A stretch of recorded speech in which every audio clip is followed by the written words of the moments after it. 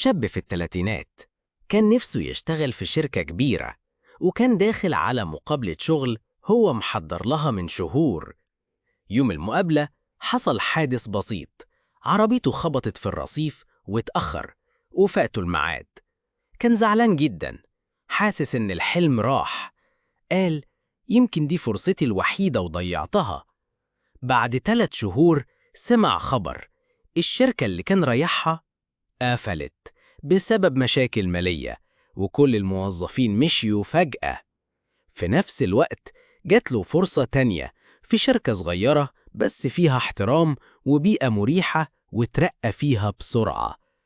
بعد سنين لما افتكر اليوم اللي كان زعلان فيه، قال الحمد لله إنه ما كتبليش اللي كنت فاكره خير، وربنا اختار لي اللي فعلا فيه راحة بال.